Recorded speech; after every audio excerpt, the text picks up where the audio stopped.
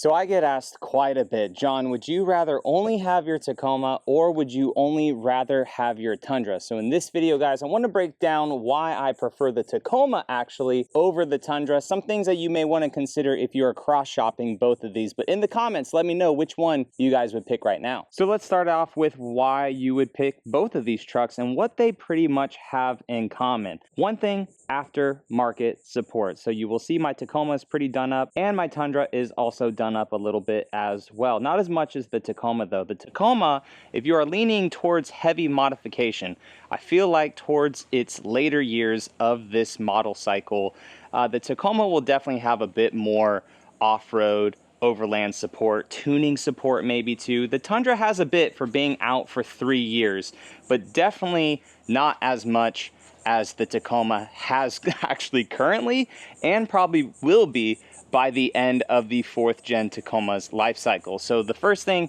that these both definitely have in common is the aftermarket support. The next thing they have in common is drivetrain. Now, what the heck do I mean by that? Because the Tacoma actually has a 4-cylinder, whereas the Tundra has a 6-cylinder. However, because of the weight of the Tacoma, the size of the Tacoma versus the Tundra, it almost acts the same. So smaller displacement, single turbo, not dual turbos like the Tundra. You also have a hybrid variant too. If you would like to go with the hybrid variant on the Tacoma, the Taco actually gets a bit better gas mileage than the Tundra does, especially the hybrids too, around 24 mpg, both like in the city and on the highway. Those numbers may be a little off, but the Tacoma definitely gets better gas mileage. But as far as driving characteristics go, when the Tundra came out and I was driving it around and stuff, I was like, man, if the new Tacoma is anything like this, but in a miniature size, that would be absolutely awesome. And Toyota executed on that, if not a little bit better and funner to drive. The next thing comes in common is technology on the inside. The Tacoma, tiny bit of an edge over the Tundra. However, this is all of Toyota's newest and latest infotainment in the gauge cluster here. Both of them can be had with a massive 14-inch screen, which is nice. The Tacoma, like I said, does get some more goodies, but we do have like dual climate control, heated ventilated seats in the Tacoma. Both can be had with the newest upgraded crawl control and multi-terrain select options. So the 14-inch screen is nice. If it's too big, they do offer 8-inch screens on both models, but I like it because for Onyx Maps, guys, I will leave a discount code and a link in the description and pinned comments. They are a sponsor of the channel, supporting what I do, which is awesome. But this is Ocala National Forest in Central Florida, which we will be hopefully moving towards soon to this Tampa area down here. But we could tell that Florida don't have that many trails and stuff, and it's nice you can download stuff onto this too, make your own maps and whatnot. But this allows you to road trip, which leads us to our next thing with your Tacoma or Tundra. Go off the beaten path if you really want to. The road trip ability in both of these vehicles is very good. The Tacoma obviously is a smaller cabin than the Tundra. The Tundra, we fit the dogs in easier, bunch more space inside, but the seating position of the Tacoma is better than the Tundra, but both are very fun on road trips. Tacoma a bit quieter inside with the acoustic glass, just the lack of wind noise that this Tacoma has compared to the Tundra. It's really nice. But both of them, you're really able to road trip really well. So with some of the similarities out of the way, let's get into their differences and why you may want a full-size truck over a mid-size truck. The Tacoma, it is getting up there in price, for sure. There's no denying it. Same with the Tundra. Depending on the spec of the Tacoma you get, you may be up over a price of a Tundra, but it really comes down to, do you want a mid-size truck that is very easy to drive around in the city, that gets better gas mileage, it can tow, I believe, upwards of 6,500 pounds, or do you need a full-size truck, a bigger cabin, less MPG? The turning radius on the Tundra is not the best. Granted, I do have a 6.5-foot bed. It can tow a lot more, upwards of like 10,000 pounds, depending on the model and stuff that you get. So that is really a question that you need to ask yourself. Do I truly need a full-size truck? Do I want the truck to fit in my garage? Because I'll tell you this, this one would actually fit in my garage. I do have a bigger garage. But it takes up a lot of space? Or do you want a mid-size truck that will still get 90% of the work done that most people will actually need, but it's easier to get around town, easier to drive, easier to maneuver, and gets better MPGs in the process. The next thing too to realize, guys, is that the Tundra, it's not built as good as the Tacoma. We got Freedom flying over right now. The Tundra, it's unfortunately not built as good as the Tacoma. I've had issues with this truck. This is in its 3rd model year. There's creaks and rattles in it. I mean, the truck, it gets the job done, and I really do. I want to love this truck. I really want to love this truck, but there's just some things that are just lacking. Like the center console, it creaks still. I have atrocious wind noise with this Tundra. I'm having window rattle again with new seals right here on this. There's unfortunately a massive recall with the engine of the Tundra, even though it's a great powertrain. It drives so well. There's unfortunately a massive engine recall with it. There have been several recalls already with the Tundra too. And when you come to the Tacoma, guys, it's just solid. It's solid for this one being a first model year of a truck. The door is significantly more solid. I do wish that there was more soft touch materials throughout the truck. The dash is solid. The seats don't creak. This thing is way beefier than the one on the Tundra because the Tundra's is actually cracking. The fact that I have acoustic glass on this Tacoma, no rattles, no creaks. I do say that, but I'm sorry guys. I do have one little ticking thing that happens right here ever so often. But aside from that, there's no massive noises or annoyances on the Tacoma where there is on the Tundra. Another thing too is that with the Tacoma, Toyota, this is their best seller. Let me just start off by saying that. This is their best seller, so they had to keep this very competitive.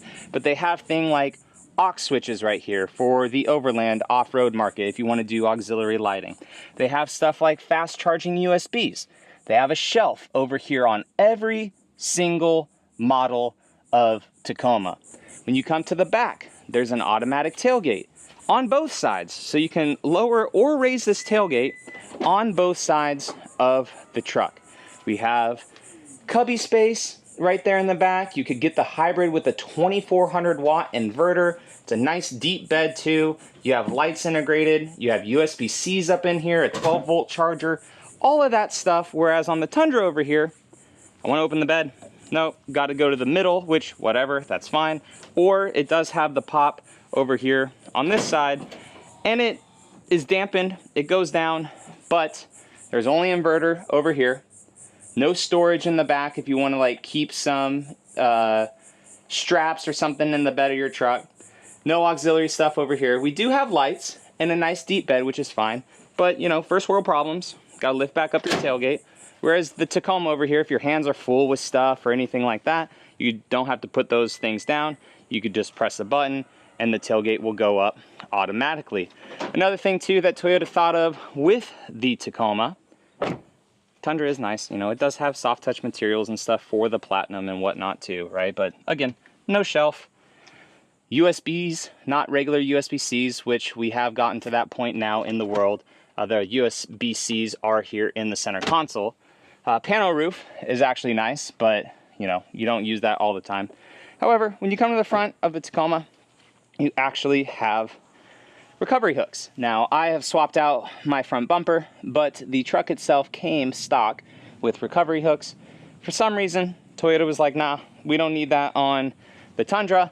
I've actually gotten my last Tundra towed because I parked illegally, and I asked them, hey, how did you guys tow my truck? And they're like, well, we had to wrap it around the lower A-arms. So I don't like that Toyota does not put tow hooks onto the Tundra. So I guess, guys, that's a lot of the reasons as to why, you know, you would want to pick a full size over a mid-size, right? It's bigger, better for towing, better for actual truck stuff. But if you need something bigger than that, then you may be looking at a diesel anyways. You may not even be looking at Toyota because you need something to tow 14,000 pounds or a fifth wheel trailer, or if you're hauling all the time, right?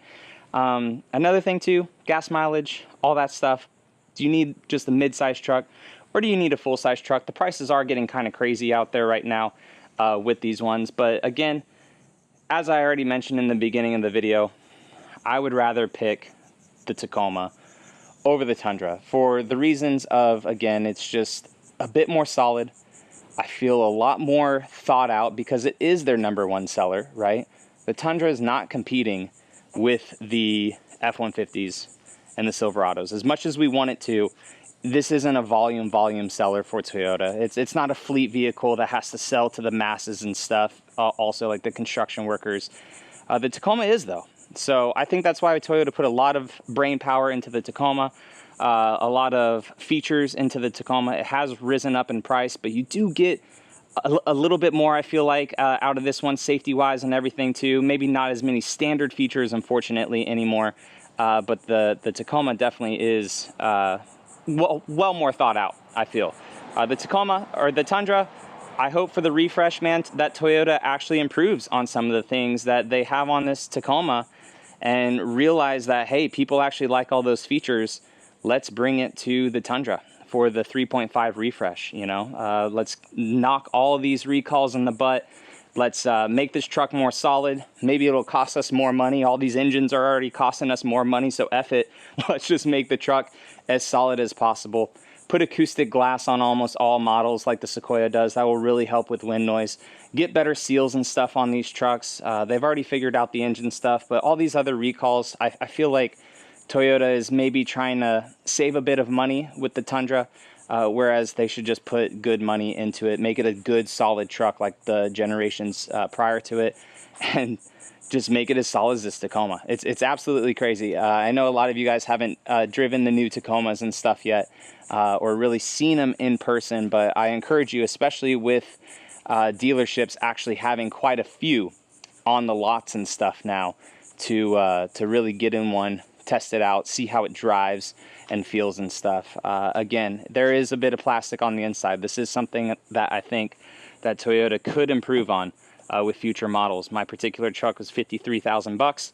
I wish that there was more padded materials throughout the whole truck. This Tundra over here was about $63,000, so $10,000 more. Granted, different times, a whole nother extra year and a half of inflation from when I bought this truck compared to this truck, right? Because these Platinums now are going for a bit more money.